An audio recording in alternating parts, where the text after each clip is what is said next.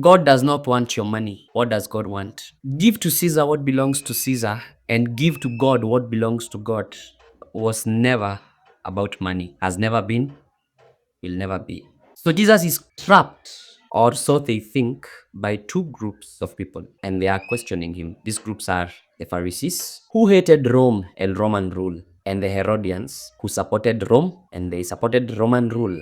They had decided to team up to kill him, and they asked him a question: is it lawful to pay taxes to Caesar? This question was designed to destroy Jesus. If he said yes, the Jewish crowd would turn against him for supporting Rome, who was their oppressor, and for also acknowledging the false king. If he said no, the Herodians would turn against him. They would arrest him immediately and charge him for treason. But Jesus decides to flip the table on them and turn the whole matter and make it not about money. And so he asked for a coin. Textual fact, he asked for a denarius. This was a specific coin that was used to pay poll tax. Now, historically, by producing the coin, his accusers immediately admitted that they were already carrying Caesar's money in their pockets, which was technically considered unclean and idolatrous because they were in the temple precincts. Now, this is the key. The coin did not just have a face, it had words on it also. The inscription on Tiberius Caesar's coin, it read, Tiberius Caesar, son of the divine Augustus. It literally claimed that Caesar was the son of a god. Now, to a faithful Jew, this coin was a blasphemous idol. So the Pharisees and the Herodians, having this coin in their pockets within the temple of God, was an idolatrous act.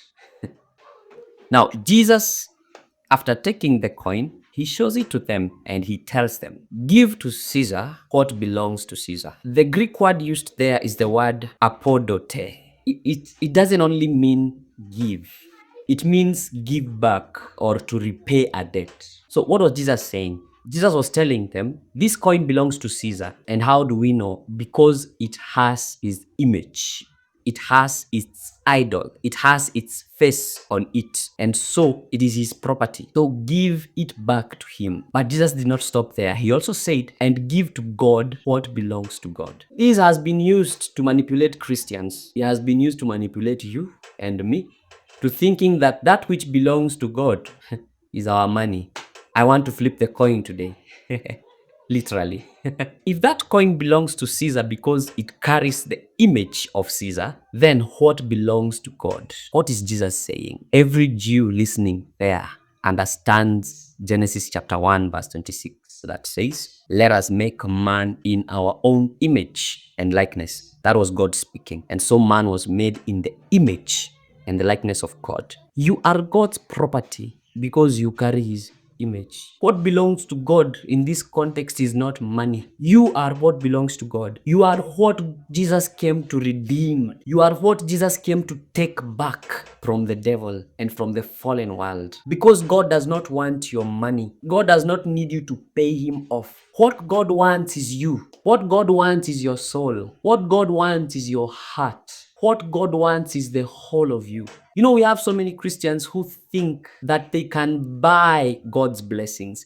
They think that they can buy a relationship with God. We have Christians who take money to the church with the intention of getting that which only God can give. You're giving in church because you want God to bless you. That is trying to buy God's blessing. And God does not want your filthy money. He does not want it. How will God use money? What will he use it for? Does God need money? God does not need money. So if the reason you give in church or the reason you're made to give in church is so that you can receive something in return, I want you to know today that God is not transactional. What God desires is not your filthy mammon. What God desires is you. What God desires is your heart. You are what God wants. So stop trying to pay off God and just give him you.